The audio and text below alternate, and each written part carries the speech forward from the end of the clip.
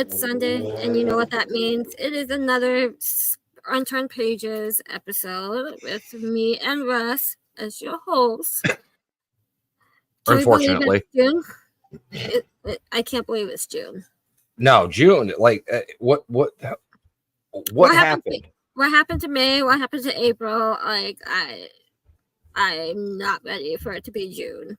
Well, I know what happened to April for me, but I mean, that's a different story. So. That's a different story for a different time. Yeah, well. But yes. So, last weekend I was at Missouri State Penn, and I stopped at Brodhead Manor, my home from home. So I was not with you last weekend, but you were not. I'm back for a couple weekends, and then off again for more paranormal adventures. But tonight we have Bill Wolter, who is like a best friend, family to me now. He owns Brodhead Manor. So we're going to get, as my daughter peeps into the picture, as we get into learning more about Brodhead, the paranormal experiences, and what Bill has up his sleeve for that location. But up until then, we will start going through our things we have to talk about first. We have our Unturned Pages pre-order round 2 open right now. They are $22 plus shipping.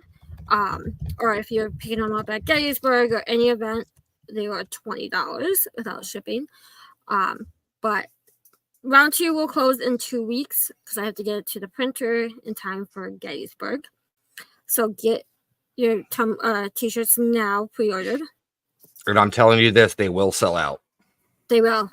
Like, I was shocked they almost sold out of Penhurst, you guys. So get yours ordered now, because I cannot promise we will have them.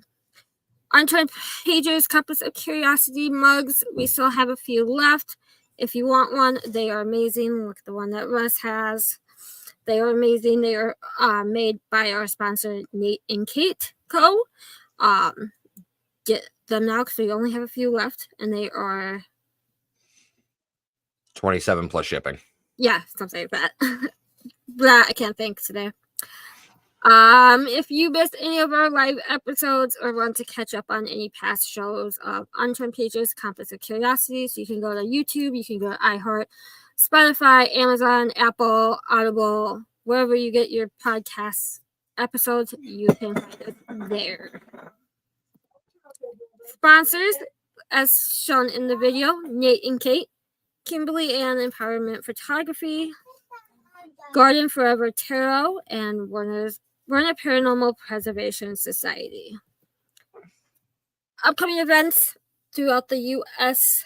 for this coming couple months. FCICon is next weekend at Fairfield County Infirmary in Ohio. Check it out. It's Adam Kimmel. And then the next one is ISS at Indiana State Sanitarium and Billy Creek Village in August. And then MadCon in September. Get Haunted will be at Fairfield on June 29th. If you're in the area, go check them out. It is Sarah's birthday celebration event. And one of our favorite events is coming up very fast next month. And I wanted to say something about this really quick, and I will promote this event until I am blue in the face, because this is one of the greatest events out there that has ever been put on. And the people, the volunteers, the town of Gettysburg, it welcomes everybody. So definitely check it out. Like I said, I will promote this event until I'm blue in the face. And this is really one of the only events I do every year. So definitely go check it out. I'll be doing a lecture around 12:50. Actually, Jenny and I will announce this right now. We haven't announced it or anything like that, but Jenny and I will be doing a lecture with our good friend Adam Bonnet on Sunday at 12:50 to 1:40-ish. Yeah, okay. Something like that. Speaking of the devil, Mama Pan just popped in. Yep. So, and there's Larry Eisler. But yeah, guys, definitely Definitely check out this event. It is such a great family-oriented event. Their logo is the Weekend of Hope and Healing, and that is exactly what it honestly is. So definitely check out the event. And also, if you're watching on any of our personal Facebook pages, hop over to Unturned pages or Get Haunted, because we cannot see your comments on our personal page. So if you're commenting on my personal page or Russ's personal page, hop over to Unturned pages or Get Haunted so we can see. Please do, because we'd love to acknowledge our listeners and everything like that, and that's something we have to overcome with this way everything's set up. So yeah, Facebook definitely when you changed it, StreamYard changed it, so we can't see any personal page comments. So you have to hop over to our Unturned pages or Get Haunted page, or go to YouTube. Streaming also on Compass, right? Yes. Yeah, so you can jump over to the Compass page. We'll see your comments there as well. And make sure you like it, follow, all that subscribe, fun stuff, share it all out. that fun stuff. And then Get Haunted will be at the Haunted Shanley Hotel August 3rd for a slumber party. It sounds like a fun time. Michigan Paracon. If this is the year you want to go, do it. Because I saw this week, it might be changing a little bit next year, and who knows how it's going to pan out. But this year will be the biggest and the best Michigan Paracon. So get your tickets now, because you never know what will happen in the future. They kind of did a Facebook post this week saying that might be the last one.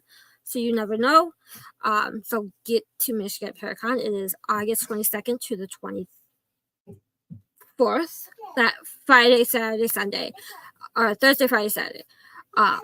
Biggest event in the Midwest. Get your butts to it. I will be there doing oral photography. There's hundreds of other vendors.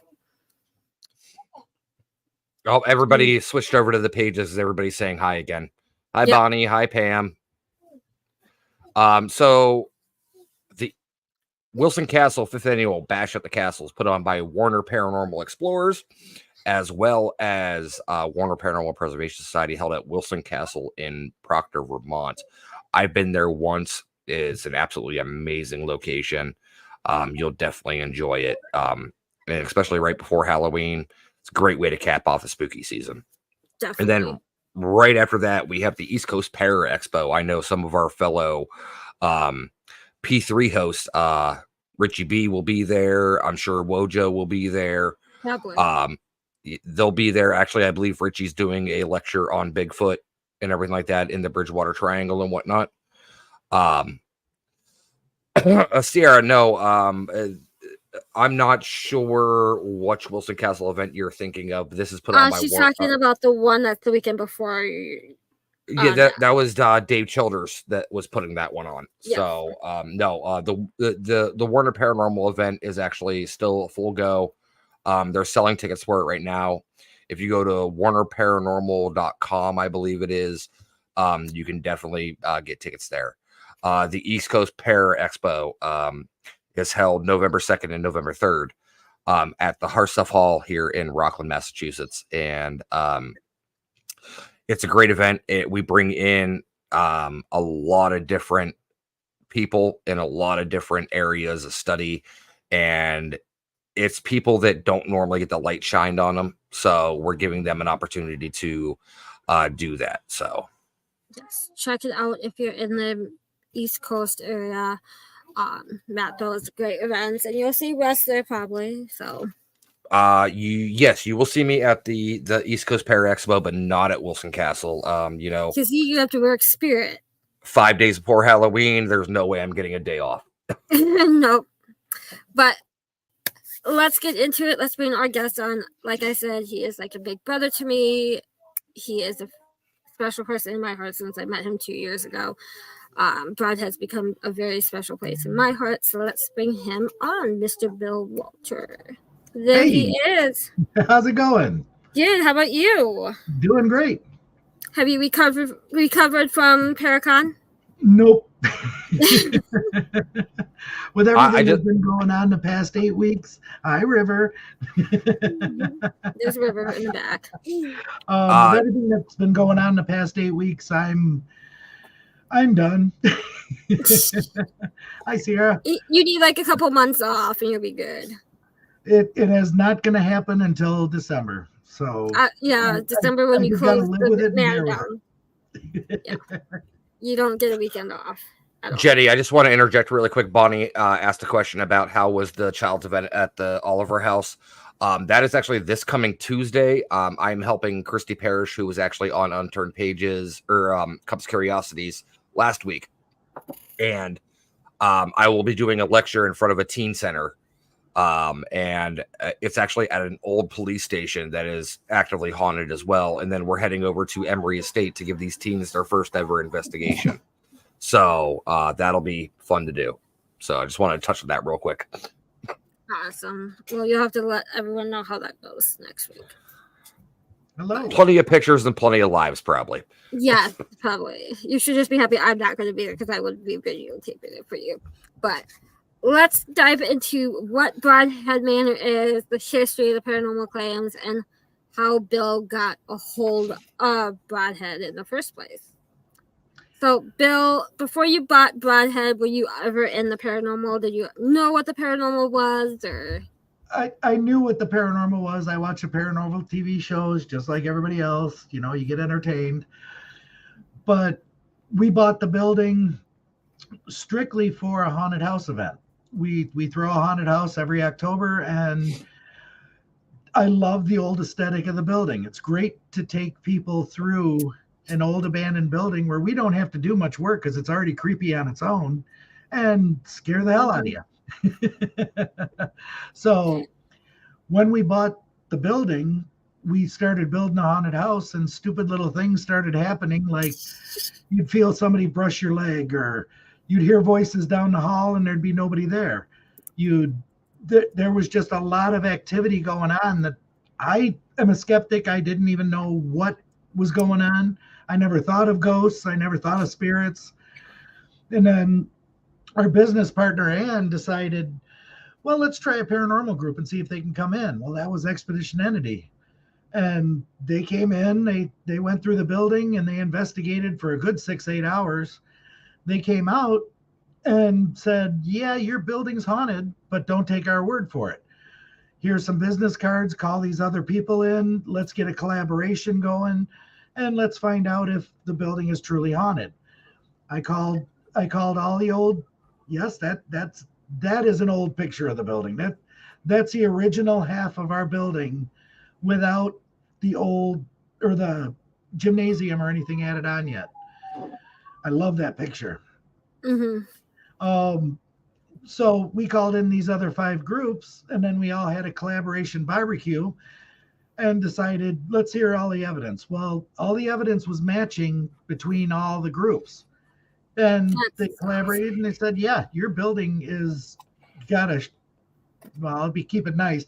You got a ton of experience in this.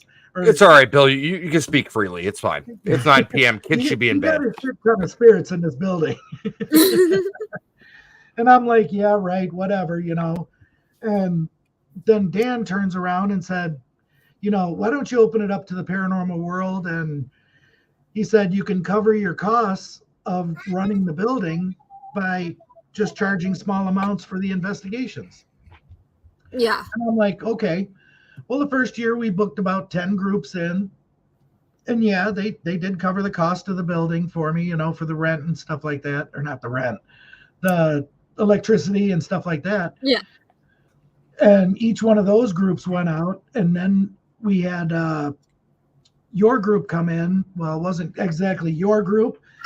Patty Negri and Natalie Jones and Rob Thomas or Thompson. Yep. We all showed up after the Paracon. We Are Paranormal invited them over to investigate the building. And I'm like, okay, just those 3, bring them in. Let's let them go through. I didn't know who anybody was. I didn't care who anybody was. And everybody came in. Next thing I know, there's 35 people walking through the door behind them. And I'm like, okay, where did all these people come from? So we got everything situated, and I gave you guys all a tour of the building. We made some great friendships that night. Yep. And that started everything pretty much. It started to roll from that point. Everybody wanted to book the building. Everybody wanted to experience what we had. And it's really nice to know that we're now a member of the paranormal community. Yeah. You know, we made some awesome friends. Like I said, you're like a little daughter to me, or a sister, whatever you want to call it. You're a lot younger than I am. So, and sorry, Bernie, yeah. And we are paranormal. They're a sponsor group for our building now. Expedition Entity they're a sponsor group for the building. Paranormal Exposures. Sandy Harris, I can't think of who she's with. She's sponsoring the building. Eternal Paranormal. Yep. They're part of our building now. Anytime I can't be there, I can just call somebody and say, hey, I need somebody to lead a tour. Boom, they're right on it.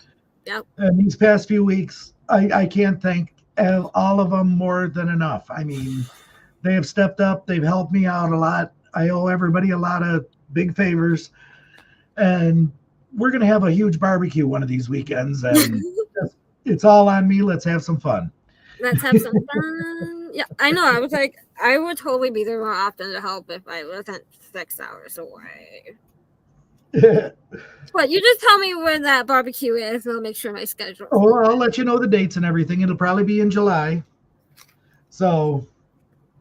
But yeah, I remember that night that we came from the Paracon. It's like it went from one little small group to let's all get in the cars and just go.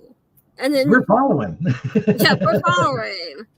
Because Nick invited me with We Are Paranormal. That's how I met those guys.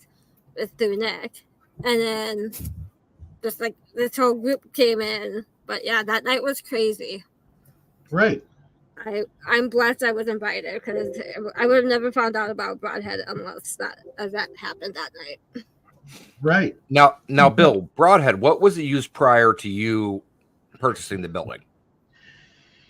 Okay, I'll give you a little bit of history. In 1896, they built their first schoolhouse, which housed grades 1 through 12. In 1904, that building had a fire in it. 7 kids were injured and a bunch of teachers were injured. I can't find the exact number of how many teachers were injured, but they tore down that building.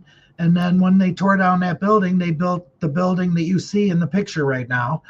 That's the 1906 building. In 1936, they still housed all grades from 1906 to 1936. In 1936, the town got bigger and they had to expand and create a gymnasium and a brand new library, different stuff like that for the town also. So they expanded on that and still kept it grades 1 through 12. In 1954, they built the new elementary school that's in town and moved all the elementary students out and just kept it a middle school, high school. Well, then fast forward another 20 years, they finished the new middle school and moved all the high school kids out instead. So that became Brodhead's high school. Ours became the old middle school. When it closed in 1996, it was strictly the middle school for Brodhead. They built the brand new high school, moved the high school kids out of the middle school, and moved the middle school kids into the middle school. So at that point, there were 4 owners before we owned it. We had bought it in 2016. Or no, it was the early part. It was January of 2017. We looked at it in 2016, and something kept drawing me to this building because I looked at it 15 times before I even bought it. I had looked at so many other buildings and didn't even consider them. But something kept calling me back to this building. You got to buy it. You got to buy it. You got to buy it. And finally, the previous owner that we bought it from decided, okay, we're coming down. I gave him a price that I would pay for it. He came down and met my price, and I wrote him a check and I bought the building. There went my retirement funds. So now we own this building, and we turned it into we moved our haunted house from Rockford, Illinois up to Brodhead. And in the first 9 months, we had a lot of cleaning to do because they gutted the building. There was nothing left in that building. It was a mess. Mm-hmm. So I turned around and said, okay, let's open this haunted house. Let's get it up and running, and let's use the money to restore the building. And we started doing that. And our first year was a really big success. We ran 3,500 people through our haunted house in the first year. Wow. Second year, we increased it to 4,000. That's clean. Yeah, that's the clean one. Imagine inside the building where that big stain is on the floor. That was a pile of garbage that was about 6 feet tall. We had to get it out of every room like that. It was a mess. Mm-hmm. And I had a bunch of kids helping me that work for the haunted house, and they were helping me clean the building and try to bring it back to looking good enough where we could run a haunted house. And everybody said, well, we see shadows at night, because we don't spend the night there. They say, we hear voices. We hear people talking in the hallways, and they're not there. And then the big one was they kept hearing things running up and down the stairs and running down the hallways. And I'm like, I hear that all the time. It's just the building. It's an old building. It's probably a rat. It's probably a raccoon. Who knows? Because we found all kinds of things in this building when we were moving everything around. I can't imagine what you found. So basically the bats freaked me out the most, because we have no less than 15 bats a night flying through the building. So I sealed it up. I've never seen a bat. I've never seen a bat yet. So let's just be happy about that. We have a few, one or two that come in now, but it's expected, because up and down the railroad tracks behind our building is a bunch of bat houses. Yeah. Wisconsin put bat houses up and down the railroad tracks. So we have an active bat colony going everywhere. So after too many things started adding up, that's where we get into calling in Dan Norville and Larry. The creepiest one was we had a clown that was sitting up on a platform on one of our basketball hoops. It's 14 feet in the air. Can't move it. Nobody can get up there, not without a 12-foot ladder to reach it. Mm-hmm. We moved all the ladders out of the gym, came back a week later, it's facing the opposite direction. It moved somehow in that week's period of time. Well, then we decided, okay, it's just the train tracks behind us. The building vibrates. It's the vibration moving the clown. Come back 2 or 3 days later, it's facing down the middle of the gym now, looking straight down the middle of the gym. I'm like, oh, okay, now it's moved again. Well, then we took pictures of it, waited, I would say 3 or 4 more days. We took more pictures of the clown. Now it's looking back at the door that I faced it at. Like, okay, what's moving this clown? Yeah, really. I got a ladder. I climbed up there. You can't move the body, but its whole head and shoulders would twist, and it was nailed to a 2x4, so the whole thing was moving. Whatever was moving it was moving the whole body. And I'm like, okay, that I can't explain. That's when Expedition Entity came in and they did their first investigation there. They put a static cam up on the clown. Naturally, it's not going to move. No. So it's like, you got eyes on me, I'm not moving to prove right. to you. So then every time that we wouldn't film it or anything like that, it would move. And I'm like, okay, let's move it to the other side of the gym. Well, we moved it to the other side of the gym, and I told Dan and Larry, I took pictures of it, that we moved it. Now it's up even higher. It's 16 foot off the floor.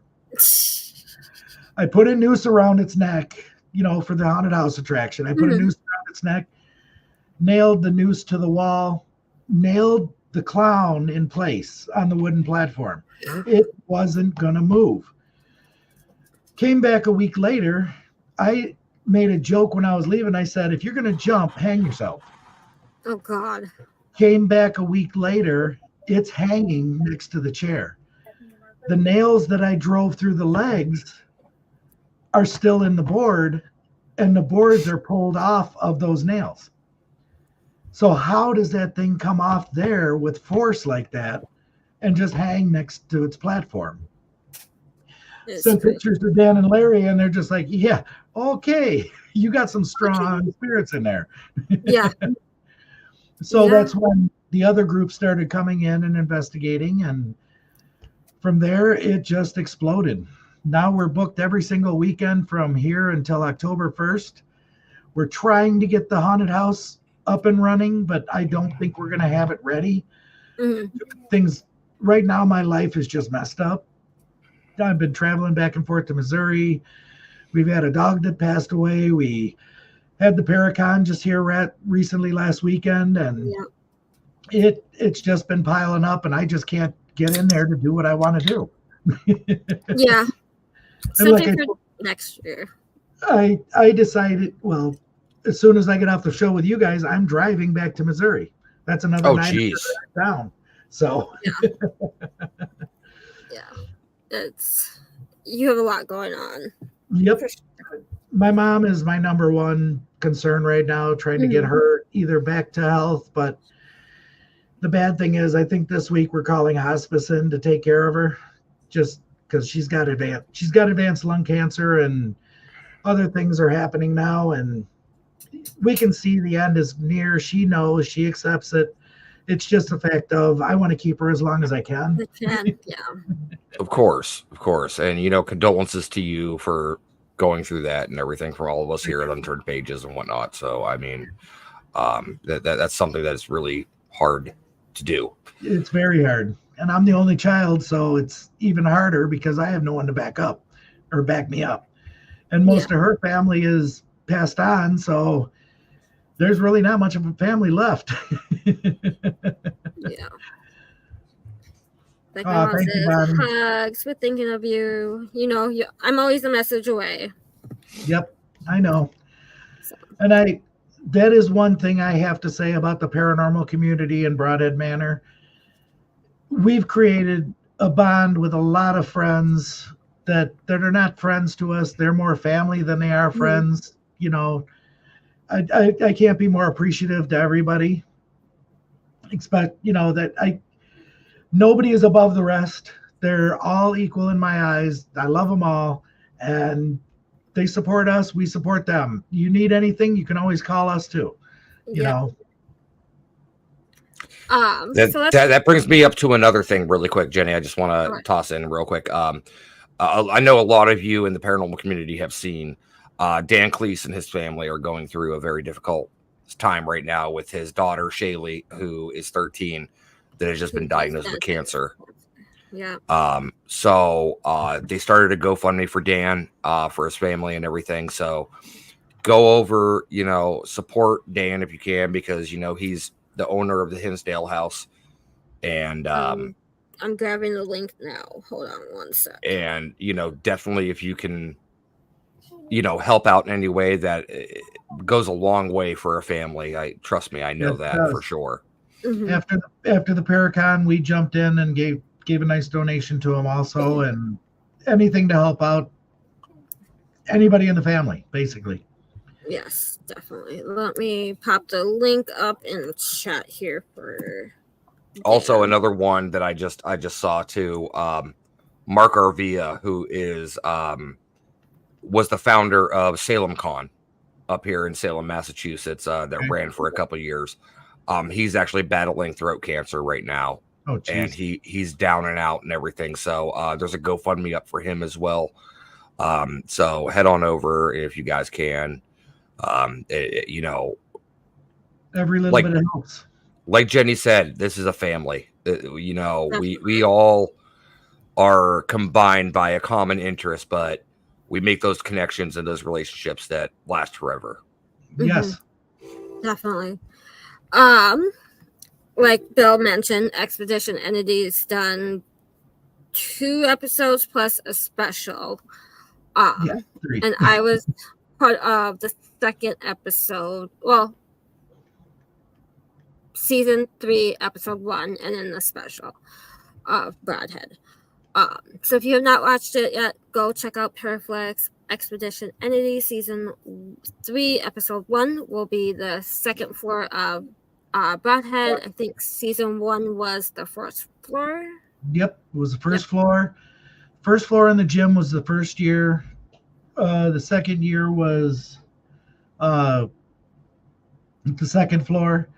And then Dan decided he was leaving the team and everything like that, so they don't think they'll be back for the third floor. But I'm trying to talk Larry into coming back. So Well, if Larry Kelly? goes back, I will come with him. I was gonna say, Bill, well, I'm pretty sure you just got a compliment in the chat room here because I know she's not talking about me. So talking about me. So. That's my sweetheart Shelly from Everything Vaguely Paranormal down in Texas. Yeah, down in Texas. Yes, they were at the Paracon Yes, last they were. weekend. Yep. They had an amazing weekend with us. I love those guys to death. They're like my kids. Well, not Shelly. Shelly's like my sister because she's I'm not going to say the age, but we just had a great time. This last weekend we had Spirits in the Spring, which was our Paracon for the year. Our start Paracon for the year. We had about 35 vendors. It was all weekend. We did we had 13 to 14 speakers. We had everything going on this weekend, and Jenny came up on the Sunday. We did it Saturday and Sunday. And we had our ghost hunts that went on and stuff like that. And we had some really interesting ghost hunts. Oh, I bet. One group got messed with by the elemental, and I've never seen half of a group get sick at the same time and have to leave the building. They all left the building, went outside, perfectly fine. As soon as they came back in, they started getting ill again. I'm like, that's when I stepped in and told the elemental, we won't investigate around you anymore. Just we'll leave you alone. Yep. You won't go to that area. And everybody got fine. That just blows my mind. Yeah. Well, me and Jenny got it from the principal. Because you called out him by the name, and we were the ones that got sick, got attacked. And if you watch that episode, Dan's SB7 states, I broke the women, and all of a sudden Jenny Cole's face went blank, and it just turned to white. And then you were sitting next to her. Jenny stood up and said, I'm going to get sick. I'm going out. And no, Bonnie, Patty didn't do a seance this time. I wouldn't let her. No, we don't need that at Brodhead. We don't do Jenny almost went use Ouija boards. into the wall. Yeah, Jenny went almost into the wall. Jenny about passed out and went into the wall, and then you got sick and you had to get out of the room right away. But then when you guys got in the hall, you felt fine. Yeah, we felt fine. Yeah. But the principal did say, I broke the women, and then boom, they got sick. And then later in the evening, we were in the hallway, and I was doing Estes, and all of a sudden I heard the principal's voice again, and I'm like, nope, done. Nope, you were out of the we don't need to leave. We don't need to be sick anymore. But yeah, that principal does not like me. It will tell me to go doesn't like a lot of people. The principal doesn't like a lot of people, especially women, because back in his day, women were spoken to and not heard. Yep. And he's very strict and very demanding. Hey, Derek.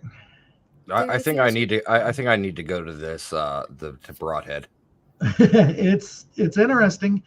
I've told you I would bring you out here. I know, but the last time I was in Wisconsin, it wasn't a very good experience. So I'm sorry. I know what experience he's talking about too. So that was not fun. That was not a fun weekend. So. We'll leave that right there. We'll leave that right there. But yeah. In that picture there where Dan and Jenny are sitting, that's where they both got sick. Because I was sitting right behind Jenny, and I go, if you're not going to be nice, I'm going to call out your name. And I called out his name, and as soon as I called out his name, both the women, the SB7 said what it did, and both women got sick. Yep. And I'm like, you don't have to be so mean. You really don't. No, you really don't. It's even when I came up last year for my birthday night, me, our mom, Larry, and I think someone else was up in the principal's office, and I had Estes, and Larry said his name, I guess, incorrectly. And through the spirit box, I came up with it. He came through and was like, no, it's this. I'm like, okay, I'm done. I'm not going to be channeling the principal anytime soon. No, thank you. Blake in the comments, Blake Smith, he was the one who got affected. He led the group out that got affected by the elemental that night, last Saturday night. And he can tell you all about that if you ever watch his show. Yeah, he had to leave and go out and sit in his car for a good 10, 15 minutes before he came back in because he just was out of it. Yeah. He drained him something fierce. Mm-hmm. And like I say, in our building, we've got 3 predominant spirits that are adults. That's the janitor and the 2 principals. There's Principal Eck and Principal Fiskerer. Yes. And then now we've just discovered the Bonnie, the one that got him was on the west end of the building by the beam room with the handprints.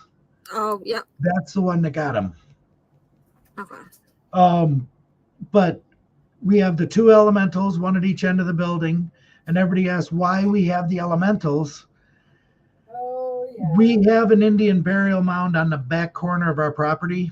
It's triangled off and taxed totally separately, and it's stated on our deed that if we ever dig back there, we have to have a state archaeologist because we're going to find bones. Oh, when the railroad tracks came through, they just pushed all the bones out into the fields. Mm-hmm. They didn't care. They just leveled them. They leveled a total of 7 of them through town. Yeah, Brandon got hit a few weeks before that. We had that kid Brandon went into a full-blown asthma attack, and he doesn't have asthma. Wow. Got him across the street. He was breathing fine. Never just asked what the hell just happened. Brought him back in the building, and he started couldn't catch a breath. Got him back outside. He was perfectly fine again. Wow. Okay. I mean, but Derek McFadden and Brandon were upstairs in that area at 4:00 in the morning, and he said leave, and they wouldn't leave. So if you're not going to leave, he's going to get you. He will get you. Yeah, he will get you. And then, but otherwise, before that, everything's went great. Everybody got evidence. Every room they went to, every single person had a device go off. So they were doing multiple sessions, and it was great. Derek said, Norman, the child, came to say hi to us at our booth on Spirits in the Spring. We had a REM pod up and going on display. I asked Norman, and he got a little hit on the REM pod. Was awesome. Yeah. Norman is one of our 13-year-old spirits. He's a great kid. Yes. We crossed him over and told him he can come back at any time. Well, Norman likes to wander. Ethan Kumarad with Paranormal Exposures was down at the Sally house. He's doing an Estes. Oh, yeah. Or not an Estes. They were using an SB7, just normal in the room.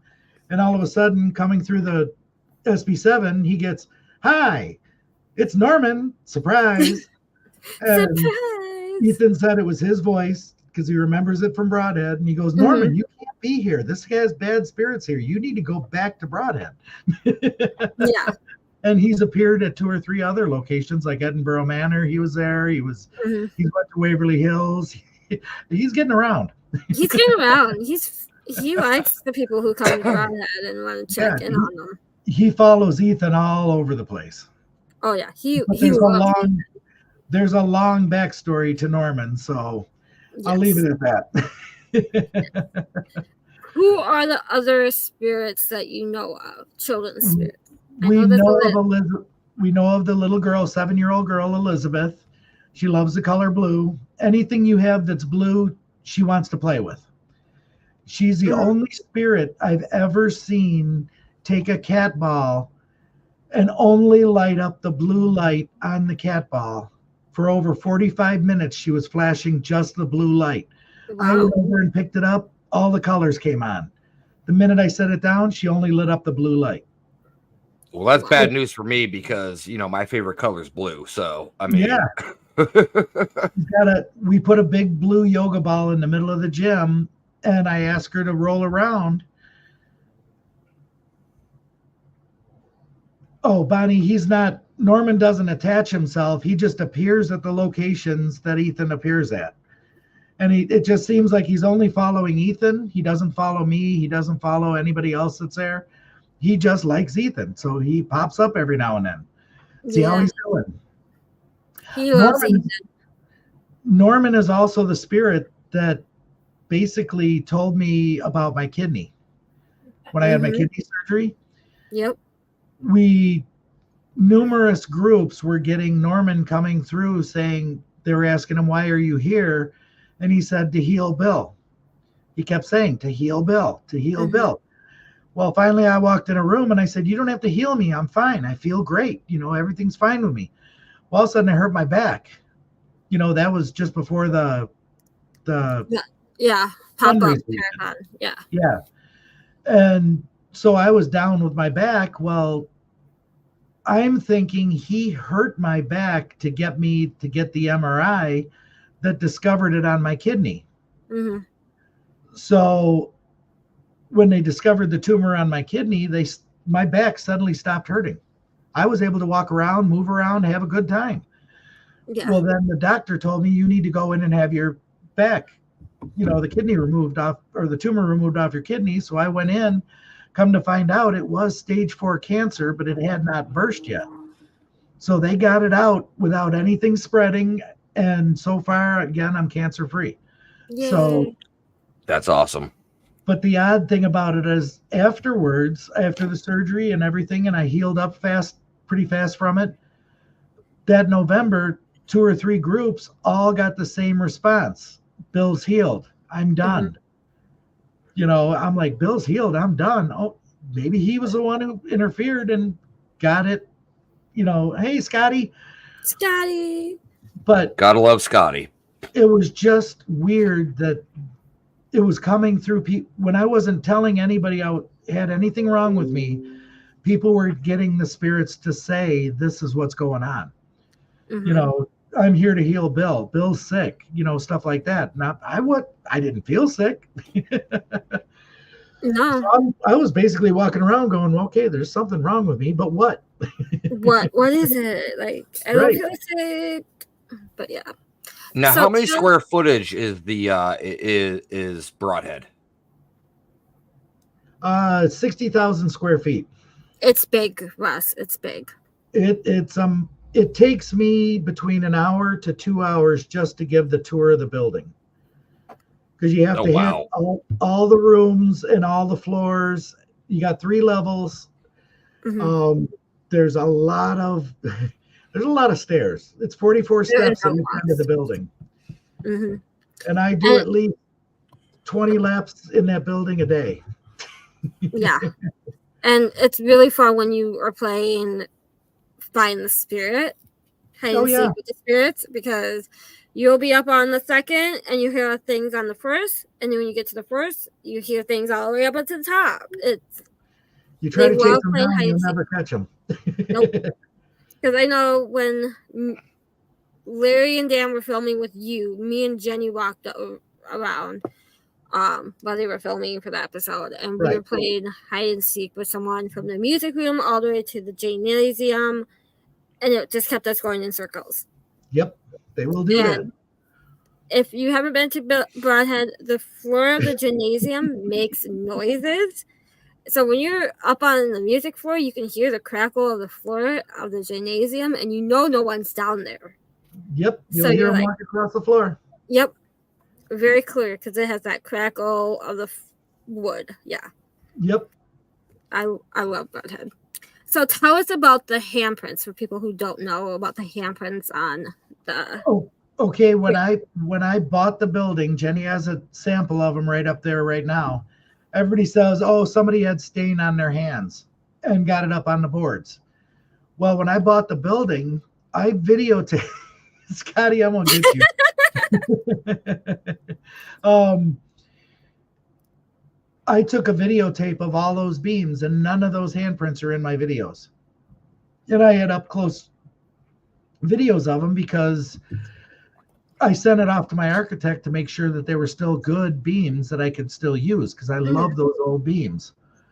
Well, as time progressed, we started noticing the handprints, and then they started getting darker and darker and darker as weeks progressed.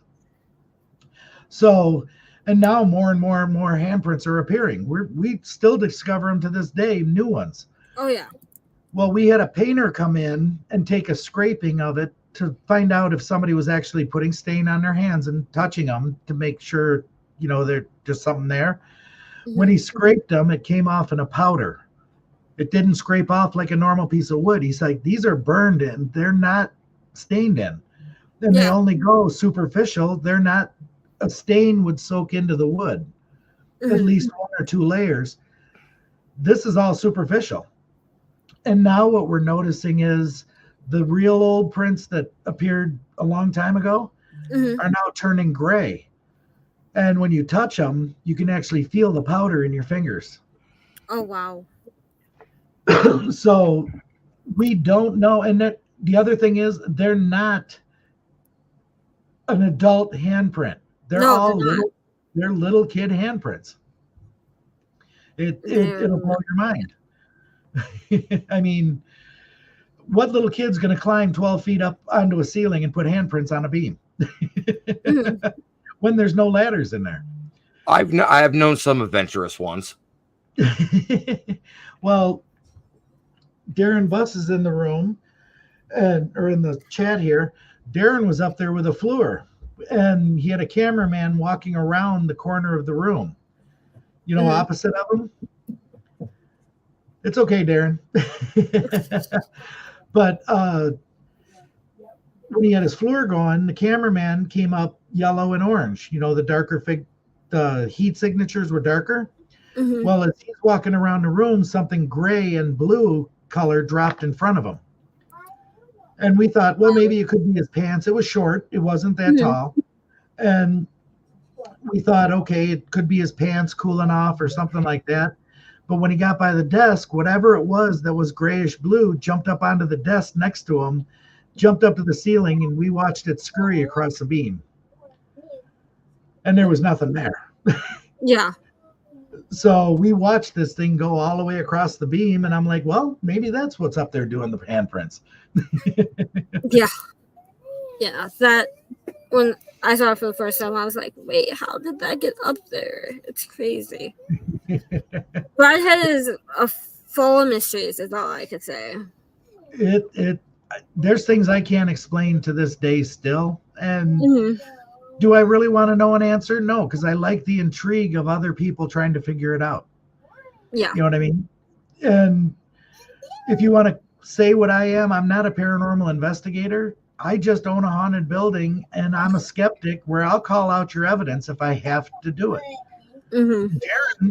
Darren also had a laser grid pen that the batteries died in, and then it started to respond with the batteries being dead. It started flashing like a flashlight. We don't know how that happened. I want to set up video cameras throughout the building, but we tried it once, just hardwired in a bunch of cameras to one central computer. Mm-hmm. I'd turn all the cameras on, and by the time I made it back down to the monitor, you watched them, bing, bing, bing, they're all turning them all off. I go back out and turn them on, they turn them all off again. So I can't have cameras in there. They don't want to be seen. They don't want you to be filmed. They just want to live their daily life at Brodhead. Numerous people tell me they have fully charged equipment. They go out and investigate for 15 minutes, come back, everything is dead. Oh yeah, I've had that happen. I've had that happen there a lot. Or when they're videotaping and they're recording, there certain things that they catch get corrupted real fast. Mm-hmm. It just suddenly becomes static, and then all of a sudden you're recording fine again. Mm-hmm. Well, when we came to film the episode with Larry, all my batteries from my cameras were full, and as soon as I walked through, turned on my camera, they were dead.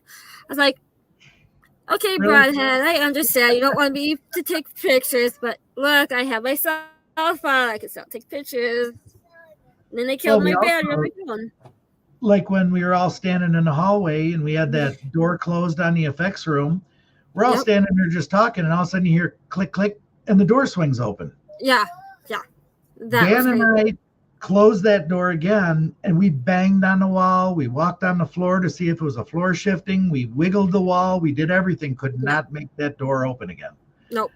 We tried everything. We did it for like 45 minutes. 15 minutes later, Dan and I were standing down there. Everybody else walked away to go film in another location. Dan and I are standing there, and all of a sudden, click, click, the door opens up on its own again. I'm like, you little monster. Yeah, that was... Bill, you're just selling this place to me. It sounds like a wonderland that I need to come to. I've told you this for 2 years, Russ. You need to come out here. Scotty, you got batteries. I just won't tell them where they are. You said it, not me. I was going to say the same thing. But I love you, Scotty. Scotty Work's a great guy. Oh, absolutely. I absolutely love him. Oh, fantastic. He's an amazing... The 2 times I believe I've met him, he's been nothing but kind to me and has always reached out to me and everything. Great guy. He's a beautiful soul. Yes, absolutely. He is. Yeah. So, yeah, there's just... Well, I've had a couple people... Nick Cabroni calls it Paranormal Disneyland because every time he's there, he's like, I can't believe how much activity we get every time we are there. Mm-hmm. And every time you go, it's something different. It's something different. It's always different. I mean, Jenny, it kind of sounds like I want to do an isolation here. You can. And have fun because I'm not going to be there. I will be in the principal's office. If you need me, I'll be there. Being told to go to detention anyway, so pretty much. I just have to walk in. And the spirit box will automatically turn on and say, "We tell her go to detention." Yep. The minute she walks in the building, because Bill started saying that, and then the spirits picked it up. I tell her to go to detention all the time, and she doesn't listen to me.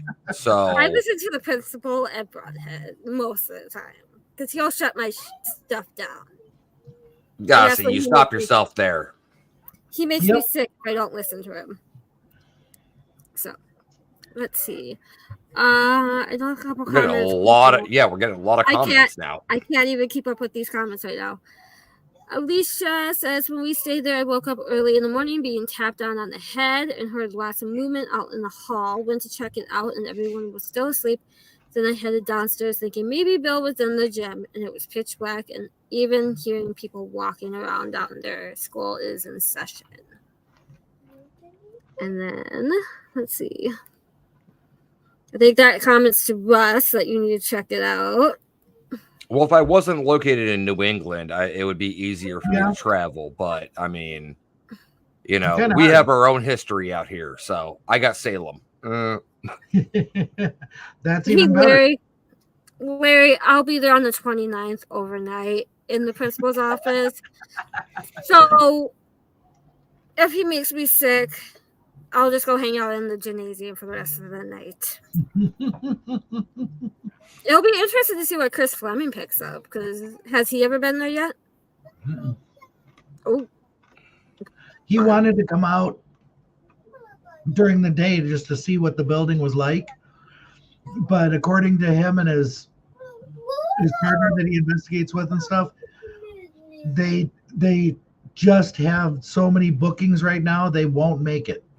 So it's sad to say, but that'll be his first time is that night that you guys all show up.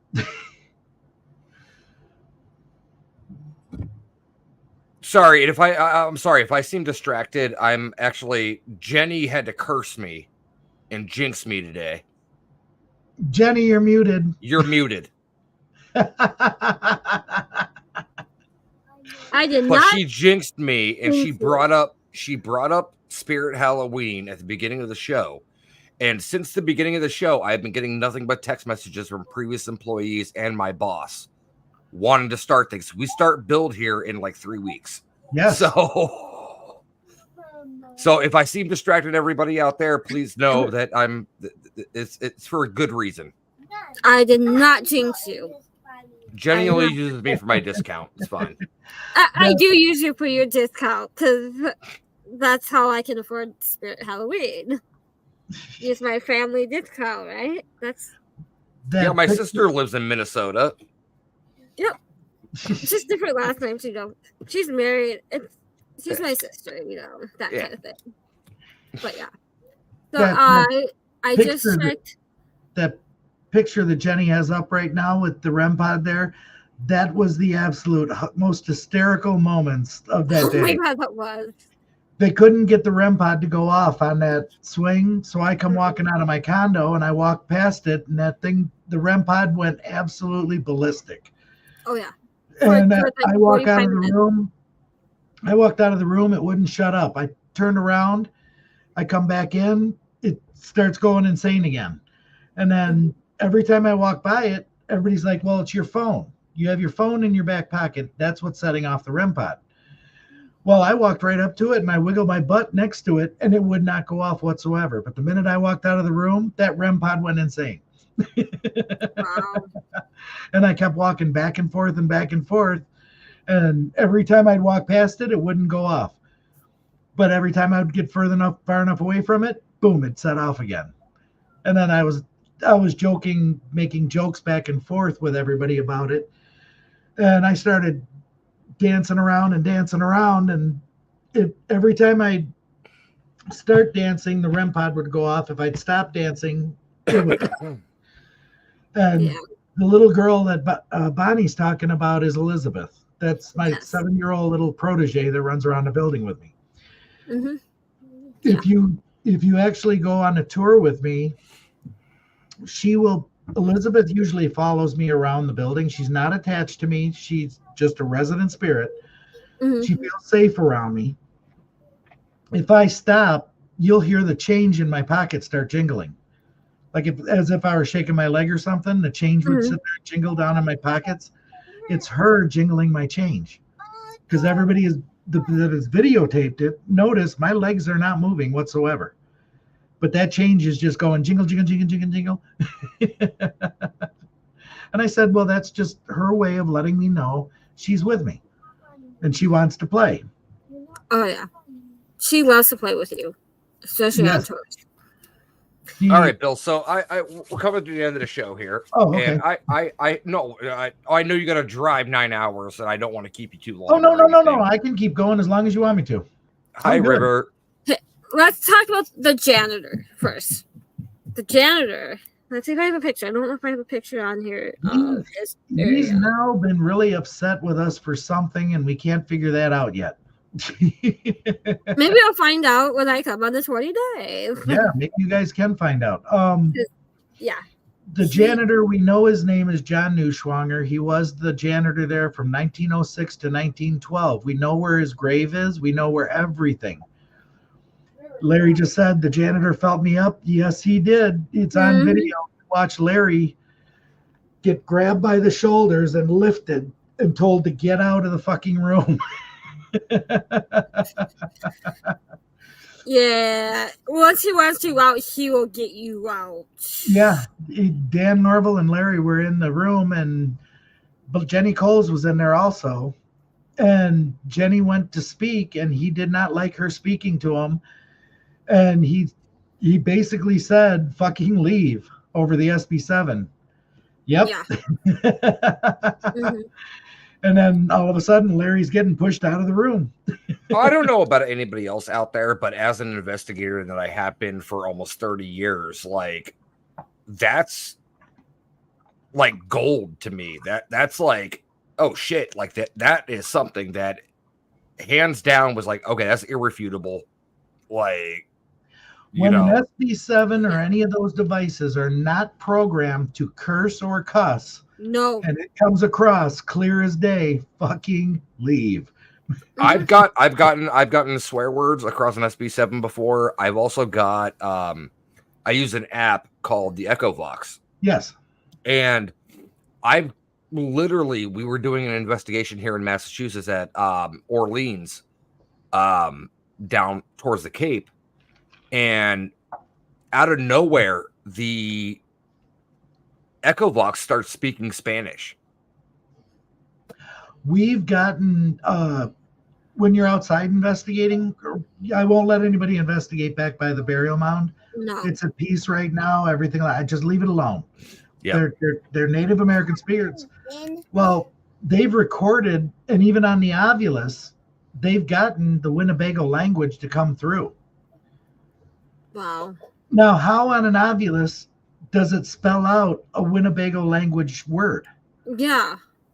But they're getting it. And we had it translated that they're at peace, let be, leave alone. Yeah, Shelly got told, "I'll get out, bitch." And I heard that on the recording.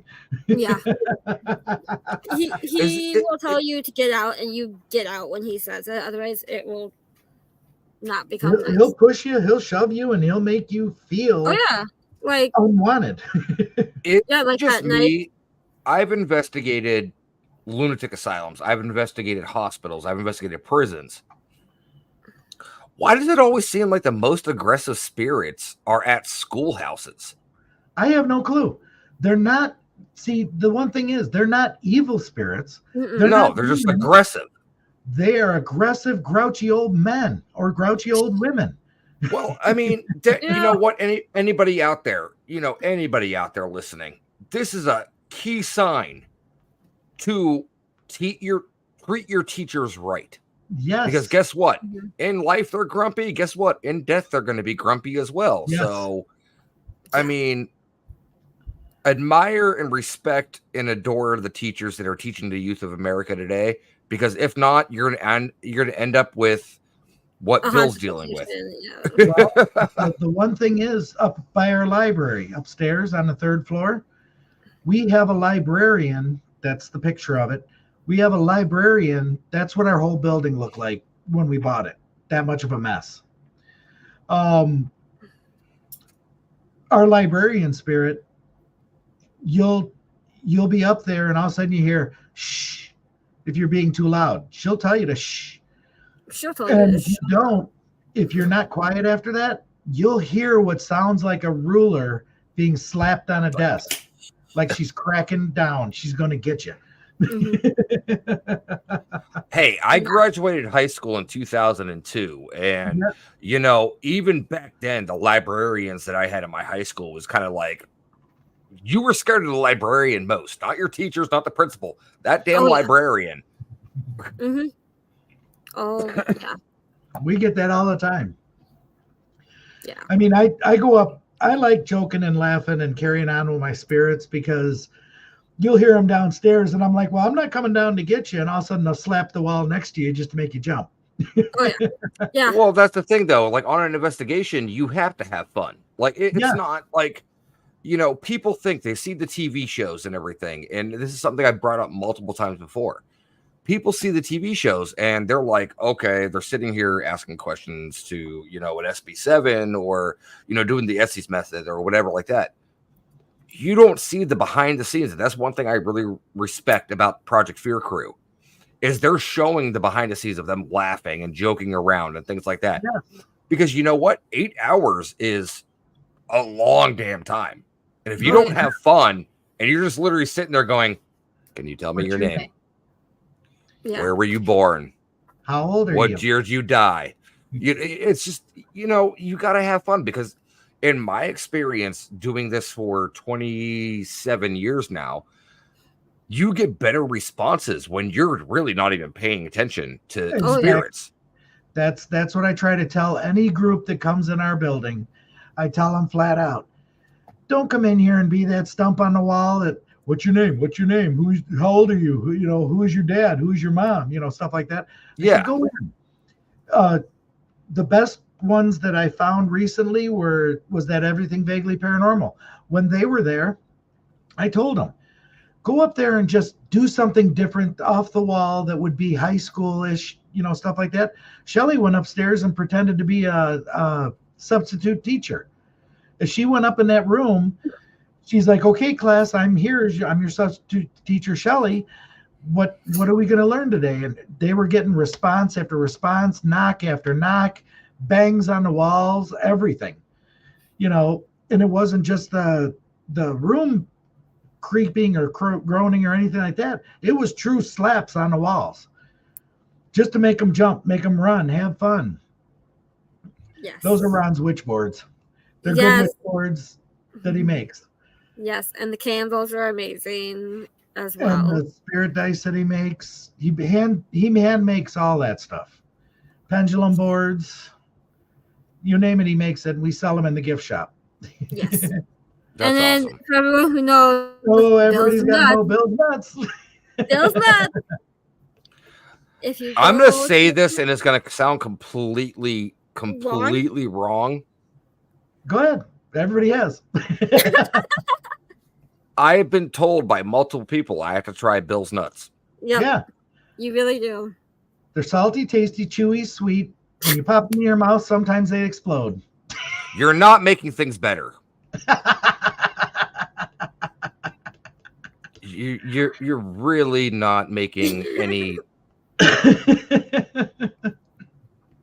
We brought 280 packages of the nuts, different varieties, different flavors to Spirits in the Spring. I have 15 left. Yeah. They sold out in the first 3 hours. See, you Yeah, know, it's not a personally myself, I'm surprised I'm not 300 pounds because my ex-wife was actually allergic to peanuts, so I couldn't have Reese cups. I couldn't have, you know, honey roasted peanuts, anything like that. I couldn't for 8 years. And when we finally split, I went full bore. I bought like the bar mix of nuts. I bought like Reese cup. I bought like all this. Yep. So, I mean, yeah. Jenny always teases me. Jenny, you better bring me a pack come July. Well, if Sam's Club has the big like container of them, I'll buy you a big container and bring them to you in July. Okay, well, that works for me. Russ, when she comes up in July to see you, I'm going to have a few packages of these nuts for her to bring to you. I appreciate that so much, and you know what? I enjoy heat, so you like heat. I've got some double stick that will blow your mind. Just give me a grab bag. I'll try everything. The devil spit ones are peanuts that are like a sweet candy coating over them, and then they dip them in like the Flamin' Hot Cheetos mix on top of it. All right. So you get the sweet burst first, and then you get that burn that comes in afterwards. Mm-hmm. You know what? I'm. You know what? After July, when she brings them to me, because I'll probably eat them at the bash. Probably. One of the late night snacks or something like that after a night. But I can already see me getting a 7-day ban on Facebook. Going, I just had Bill's nuts in my mouth, and they were absolutely amazing. The best one was Dan Norville driving down the road doing a live. Oh, yeah. And as soon as he puts on the live, he's like, oh, Bill's nuts. They just burst in my mouth. I'm like, oh, my God. That went viral on the internet. This is making me intrigued as well as really wanting to try these. Well, we were joking around and we decided, okay, you know, we have Fisher Nut Company, which is nationwide, the nut brand, right here in Elgin, just down the street from us. So I went in there and I said, what do you guys got on? What do you have an overstock on? I just like to make a bunch of little packages of nuts to sell at our Paracon. And they said, okay, well, we got this, we got this. They're chocolate covered coffee beans. Yeah, Larry. Oh. We had espresso beans. Oh yeah. But, yeah. I started buying big bags of these nuts at a really good price. And when we divided it up, okay, we'll make $1 a container or $2 a container. But then when Ron and I were sitting here talking about it, he's like, let's just call them Bill's Nuts. And I go, okay, fine. We'll just call them Bill Nuts. Well, if you read at the bottom of the little display there, it says 2024, Bill's Nuts. Yep. We copyrighted Bill's Nuts. You needed to, because, yeah. And all of a sudden. Did you get a little C tattoo somewhere? No. I've got the copyright or the trademark for it. Yeah. But we were laughing because Diet Renee was the first one to actually say, hey, I like Bill's Nuts. Let's do Bill's Nuts, you know, and we started going from there. And every podcast I've been going on, everybody else brings up Bill's Nuts. I don't even have to bring them up anymore. Jenny, toss up a link for Bill's Nuts on the on up here. So if anybody wants to order anything, we can't ship them. You can't ship problem. them. You cannot ship. If you take it from one package to another, and you go to try to ship that second package, they won't let you ship them. If I were to keep them in the original package that it came in, sealed and vacuum sealed the whole shot, I could sell them and ship them. But I can't ship one that's already been opened. Oh. Yeah. So I'll just have to grab them from Bill when I go. You'll see them next weekend? Weekend after? The 29th. The 29th, she'll see me at Chris Fleming's event. I will have a full nother assortment of new nuts and everything for sale there. So I'll give Jenny a couple. I'll give her a couple packages and have them bring them up to you when you come in July. I appreciate that, Bill. Yeah, I really do. I know my hubby wants more too, because when I bought him at Rock Island, he ate through the whole thing in the first day. He goes, "When do you go see Bill again? Because I need more nuts." I'm like, "Bill's nuts probably sold out." Yeah, we like I say, no, I'm not selling them at Rock Island this year. I'm not going to be able to make it down there for that event. I'm fully booked that weekend. Well, I can always pick them up. I can pick them up and bring them down and send you the money after. Could be. Yeah, we could do that. We'll figure it out. We'll make sure Bill's nuts are at Rock Island since they were a big hit last year. All right. Yeah, when I went to Rock Island last year, I sold out all but 2 containers. Yeah, you sold out in like the first couple hours. It was 2 hours. Yeah. Exactly 2 hours I was sold out. We'll talk and figure out. Give Jenny a plethora of them, and we can sell them at the Gettysburg Battlefield Bash when we have a table set up. I could do that. Jenny, one more thing for you to pack. Okay. I won't make you do that, Jenny. We'll just sell them at the Rock Island one. I'll send you some for Russ. That way it's a special treat and a special package. We'll talk. We'll talk. If we can make it happen, I'll bring some to Gettysburg because they will probably sell out within an hour. Oh, they sure will. Especially like the guy that was selling beef jerky sold out by the day and a half into the event. So yeah, like jeez, it's crazy, Bill. Like food at Gettysburg sells real fast. You got like 6 food trucks outside. You have vendors inside that are selling beef jerky, popcorn, this, that, everything else. Deadly Grounds Coffee's there. They're selling things like crazy. So, I mean, yeah, definitely when you bring, that's the one thing I've learned about paranormal investigators. When you bring food into an event, it's over with because everyone's like, yeah, I want a snack. Right. Yeah, we'll talk. I'll talk this week with you. And Bill's Nuts would be great for, the in between of a break of a paranormal investigation and everything. Like, just toss a couple of Bill's Nuts in your mouth, you're good to go. Yeah. We should be sponsored by Bill's Nuts. Why do you we should be. Why do you think I wear an iron cup everywhere I go? Everybody wants my nuts too bad.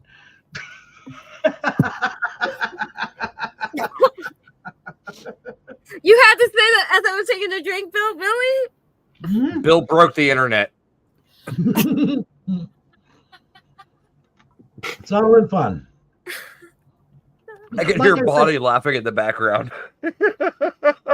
Russ, if you ever get out to Brodhead Manor, the demeanor I'm having right now, laughing and joking and everything like that, is everything about Brodhead. Oh, that's amazing. We want you to come in and laugh and joke and carry on and have a good time.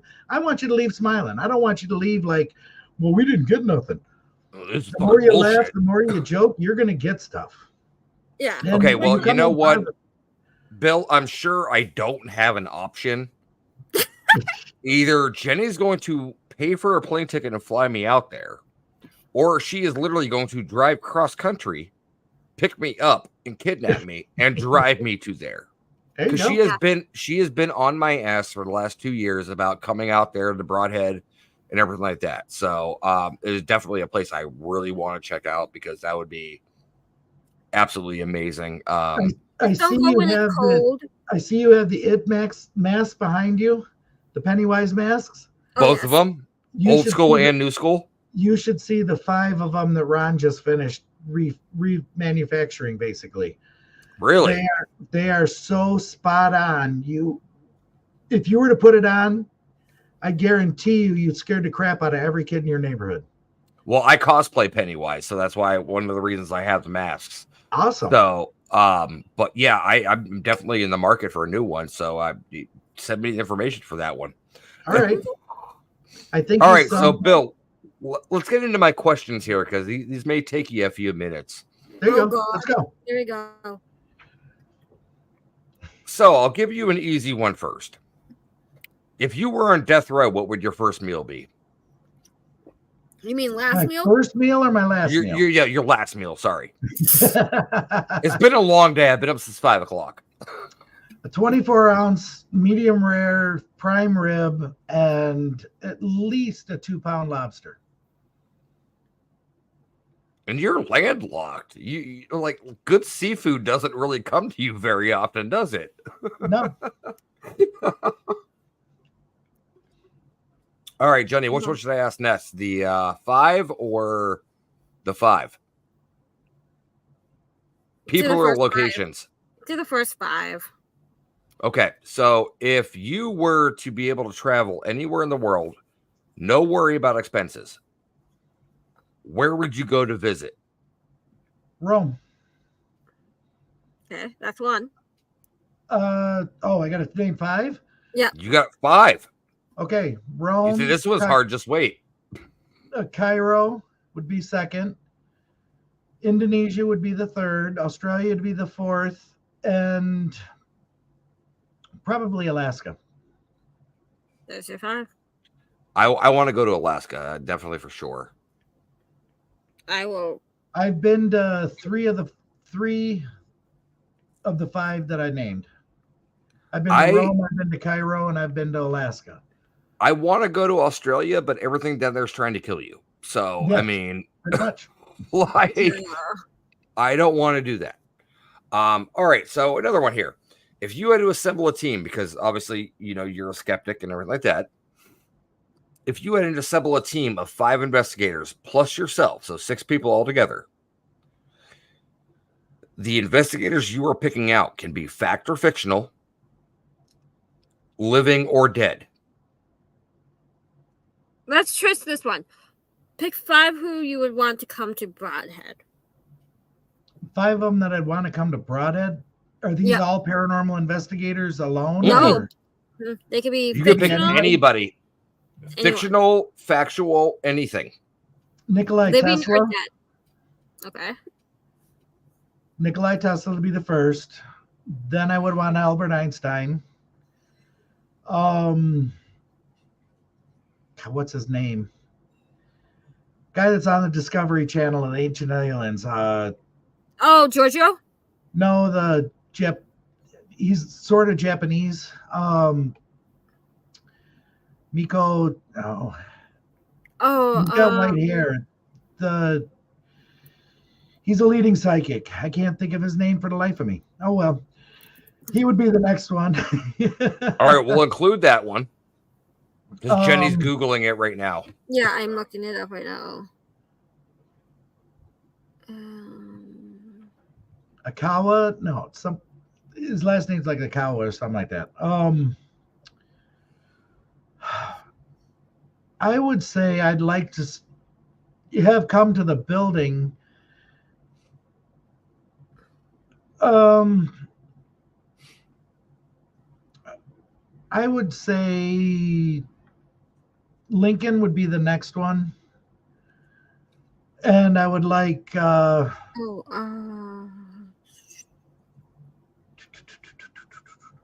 even go back to saying like George Washington, just to find out what their takes on history and everything are about everything. Now that they're historical figures, what do they think of us talking about them and what's true and what's not?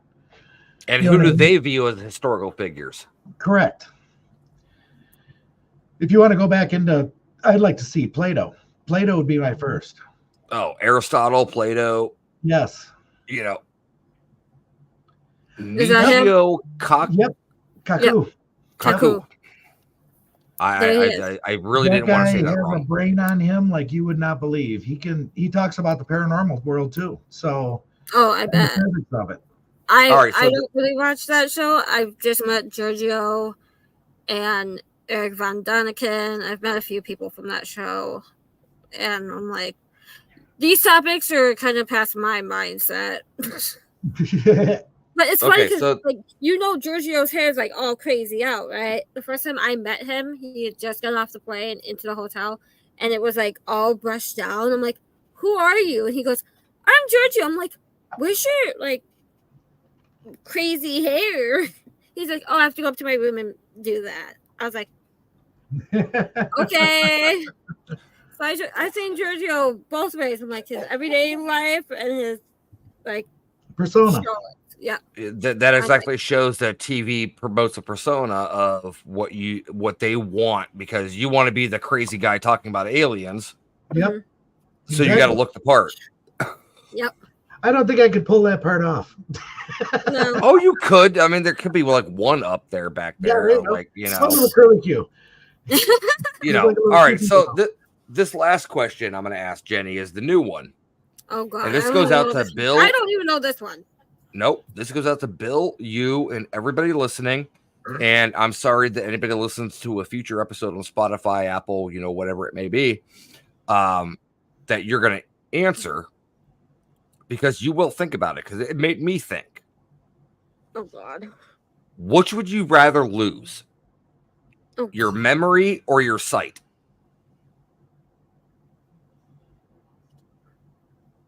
Believe it or not, my sight. Crowd. I would do my sight too. Sight? Yeah. Because my memory goes way back, and I love my memory too much, and I love remembering the people that I've met. So in the future, you couldn't meet new people. You couldn't see who these people look like, and you can't create. I would still be able to hear their voices. I would still be able to touch their faces. I would feel. When you lose your sight, they say you develop more senses to where you can visually see them by touching them. Yep. So I would rather lose my sight and keep the memories that I've made and the new ones that I'm going to create. I would do sight too. I would lose my sight. That was my answer, was sight as well. So, I mean, that's one of the things that just like, because you can create auditory memories. Yes. A lot of the thing about it is like people that go to concerts, listen to music all the time. Those are creating memories of a certain point in your life. And you hear that song, it jogs another memory in your head. Yeah, definitely. Yes. So what upcoming events do you have at Brodhead? I know we talked about Chris Fleming on the 29th. I just looked, that is sold out. So if anyone is interested, get in contact with Chris to be put on this wait list, it looks like. What other events do you have coming up, Bill? Well, we are fully booked every single Friday and Saturday night from here until October 1st. We were going to do Paranormal University once a month. We couldn't get enough people to actually come in and want to teach the classes. So what we did was we just booked out those nights, and they filled instantly. As soon as we put them out there, they were booked. Mm-hmm. Our next event after Chris Fleming's event on the 29th of June, we have July 20th, which is the metaphysical fair. Yeah. So that is July 20th. Christina Bloom and Jamie Lynn O'Keller they're the ones that are sponsoring it and promoting it and everything like that. Brodhead Manor is just providing the building. Yep, and Sam Beltushis will be at that event, I hear. So that will be a fun time. Will be at the event, and I think she has close to 60 vendors right now, and it's going to be a big event. I mean, it's going to make Spirits in the Spring times 3. Yeah. I don't know who she's having speaking or teaching classes or what, but we are actually dividing off 3 or 4 different rooms for different speakers and different classes that they want to do. Gallery readings, all that stuff is going to be happening that day. After that, we really don't have any major events scheduled until October 1st. And October 1st, September 13th. September 13th is Friday the 13th. Let me double check my calendar. On that day, Brodhead Manor will be presenting a Friday the 13th party. Ooh. We will start at noon, and for $25 a person to come in the door, we will be showing all the Friday the 13th movies, starting with number 1 and just going on to the next one. And we do have a 15-foot by 8-foot screen on our stage. That's a perfect movie theater. So you just bring in your own chairs, come in, sit down, watch movies.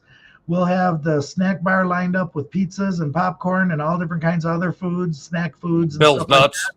Bill's nuts. We're going to get a couple vendors in there for that day, just if they want to come in and vend for the day. And during that whole thing from noon to midnight, you can investigate anywhere you want in the building for the entire day. That's awesome. And for it's our give back to all the paranormal community that wants to come in. That's why we're only charging $25 a person. That way we're covering our food costs and stuff like that. Yeah. And the electric for the day and the insurance and da-da-da-da-da. Yeah. But all that fun stuff. That would be our Friday the 13th party for our give back to everybody else. Then again, in October 1st, whether we get the haunted house up and running, it's going to be a haunted experience, not a haunted house. We will have live bands playing in the gym while you're mingling around doing stuff. We're going to have vendors every single Friday and Saturday night all the way through October. Different vendors for different nights. Concession stand will be up and running. We have our gift shop up and running. We're going to have the horror museum up and running. We're also going to have an escape. It's a 10-minute escape room to see if you can get through it. And that's all back through the janitor's quarters. Oh, of course it is. If you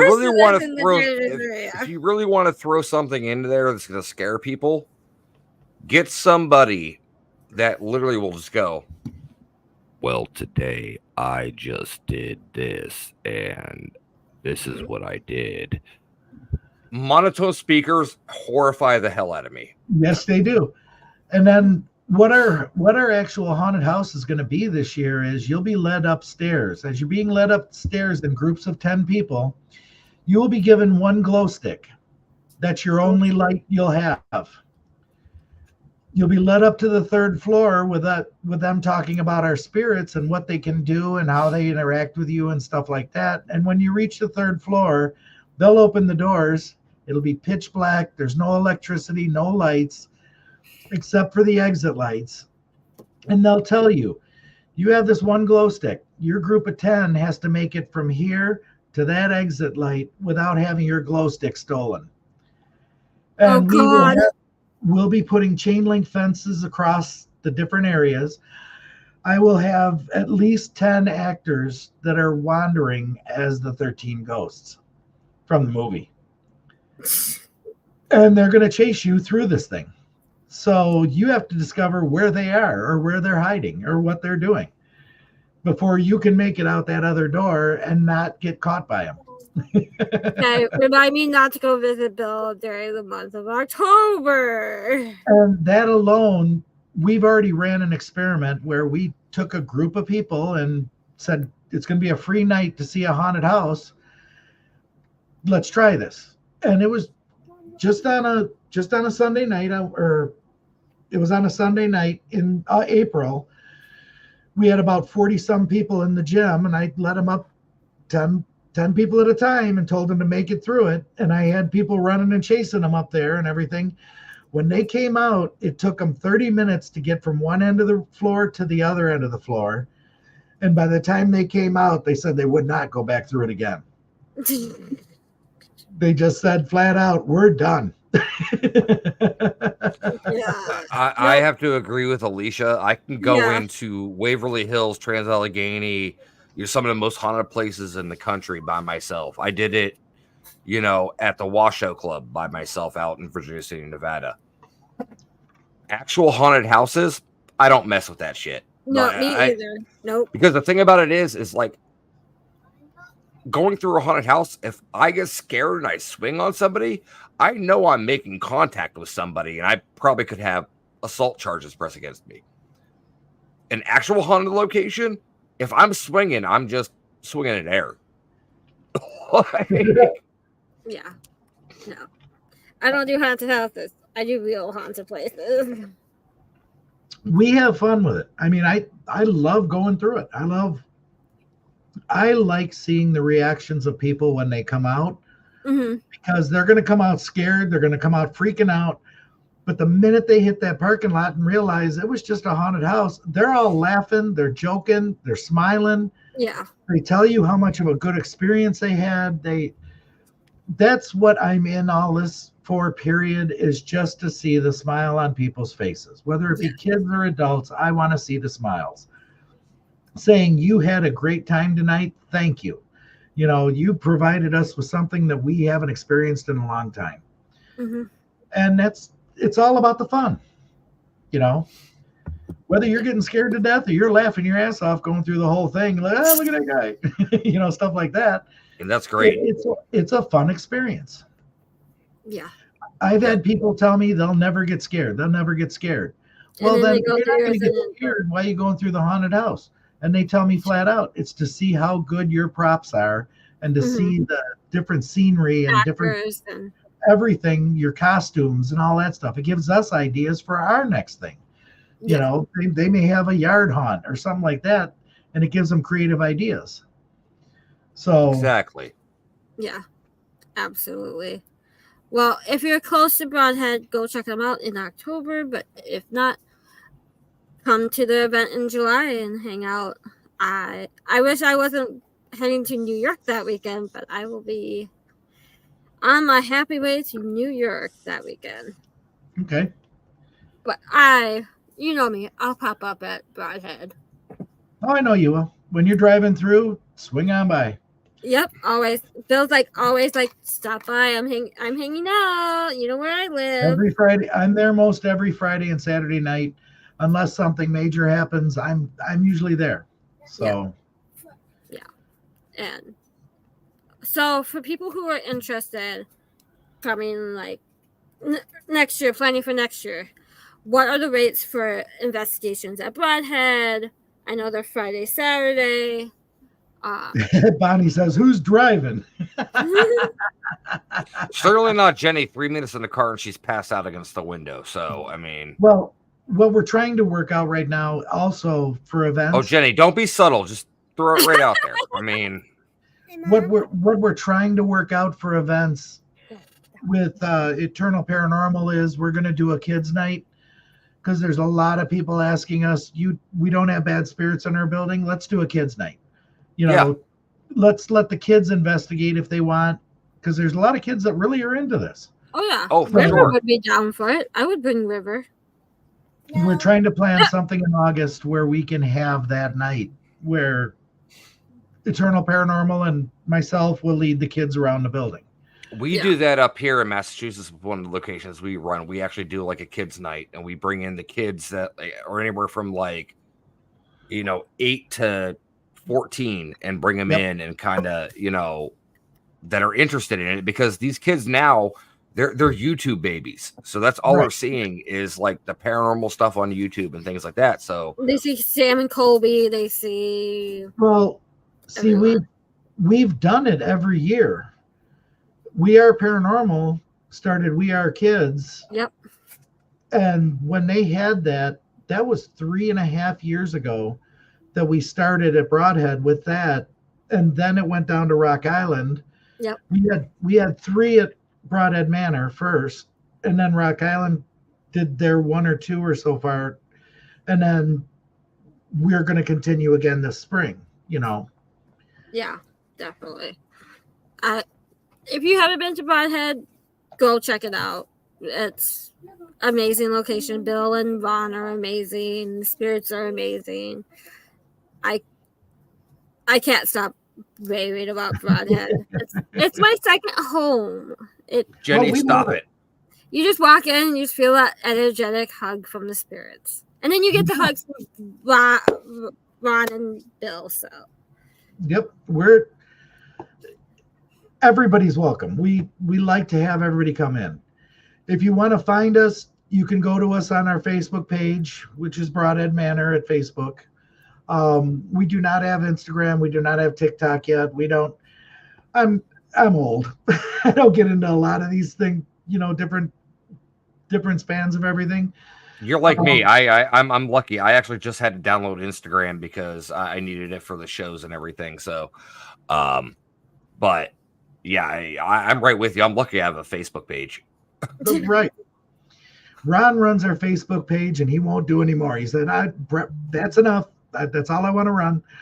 he's like, I'm good. I'm good right here. I don't need any more. Well, I even put my wife in charge of my Instagram account for my radio show for Compass Curiosities on Mondays, and I'm just like, does mine too.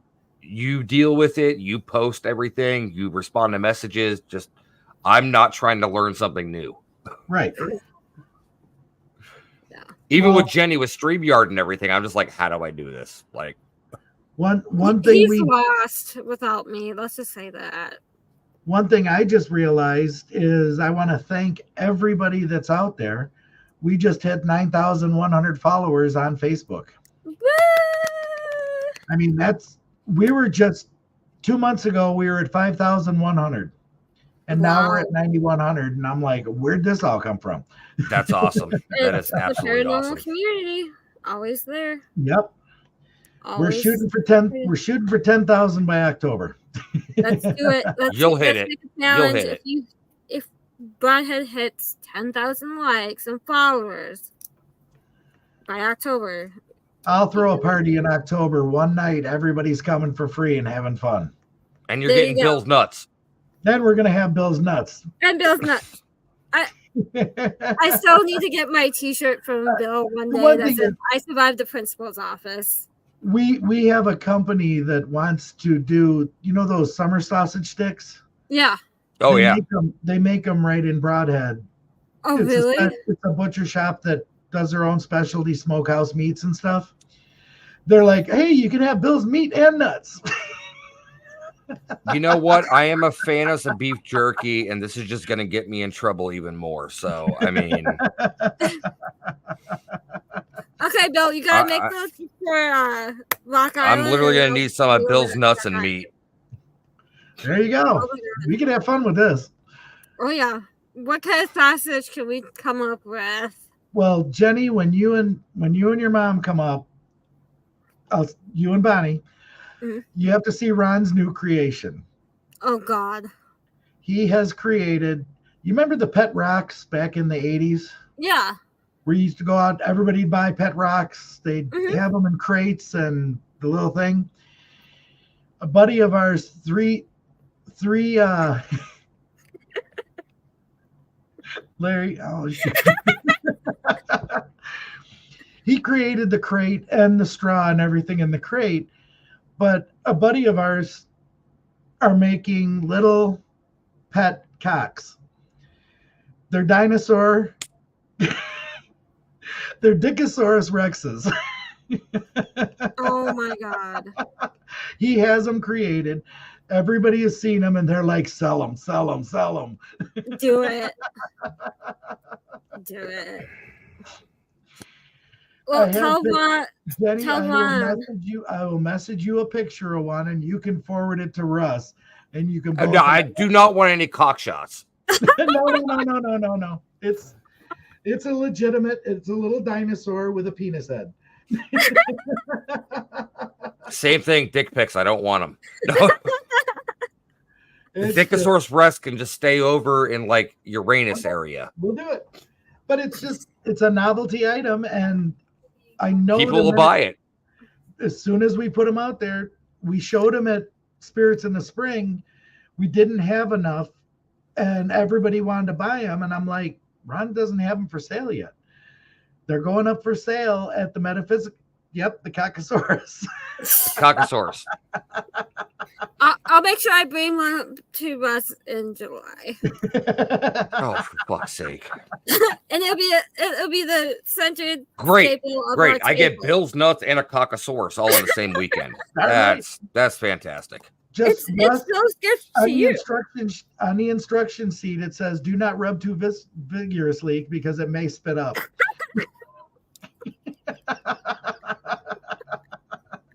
I'm done. I'm done. I'm done. I'm done. Oh my God! Yes. Ron needs to make him a Pennywise one. There we go.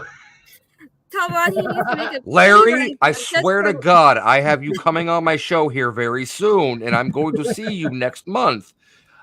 Don't make me quietly threaten you because I can't do anything. I could say Larry's bigger than you, Russ, so you might not want to say that. Everyone's bigger than me. Shut up. Yeah, I like Larry's idea. We need to come up. We need to have our special one of Pennywise just for Russ.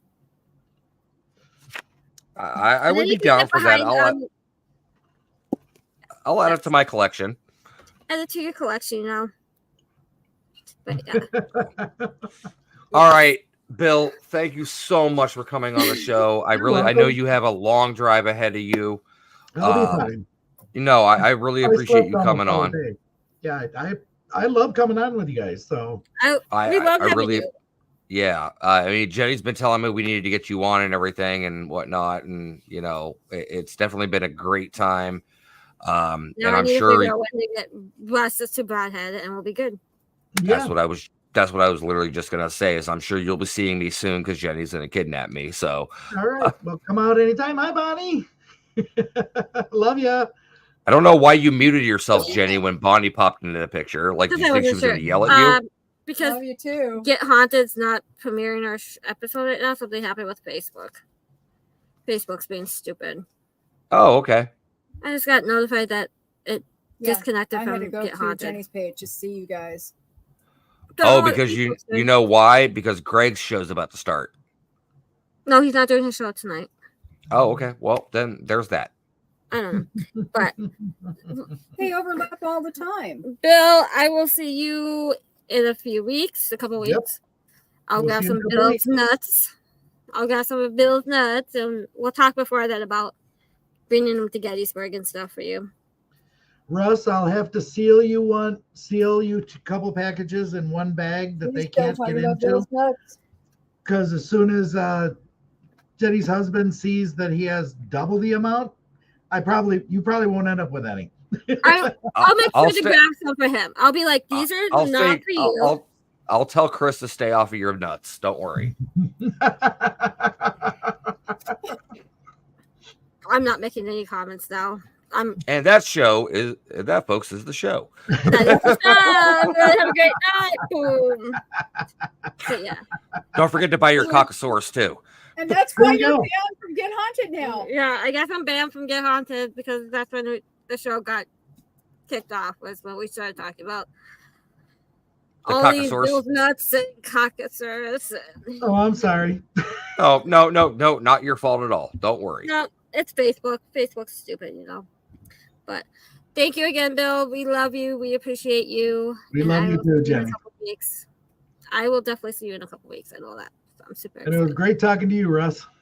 It was great seeing you as well, sir. All right. Mm-hmm. Tell Ron hi. Oh, hi. I will. He's Have sitting in the other room. Oh, he's like, what is he doing? He's like, oh, he's doing an interview. Pretty much. He doesn't like showing his face on camera. No, he does not. Bye, puppy.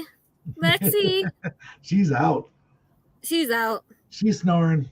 Yeah. Well, I will get in contact with you this week about the nuts and everything, and we'll figure it out. All right. Have a good night, Bill. Goodbye. Bye.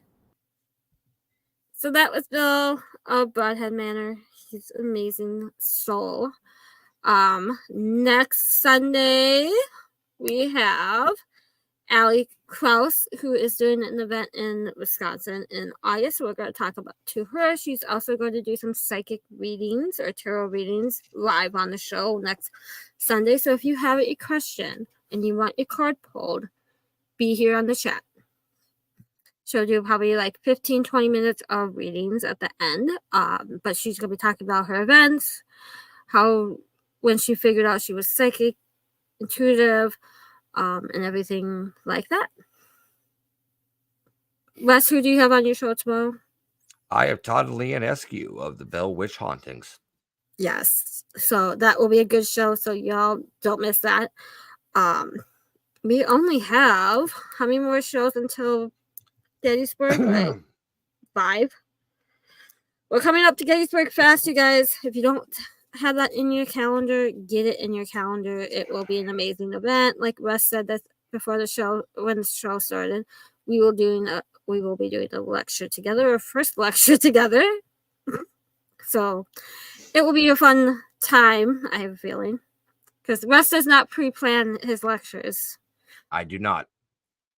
I hate it being scripted, so I always just go off the cuff and I interact with the crowd and done. Yep. So Russ is, if you haven't figured it out, Russ is the complete opposite of me. I like to plan. And he's like, no, we're just going to go wing it. I'm like, okay. Yep. That's not exactly what I do. We do.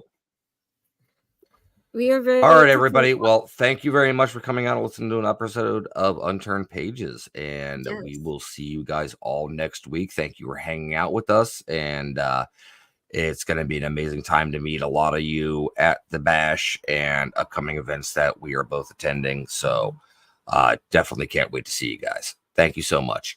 Have a great night, everyone. We'll see you back tomorrow night for Compass of Curiosities.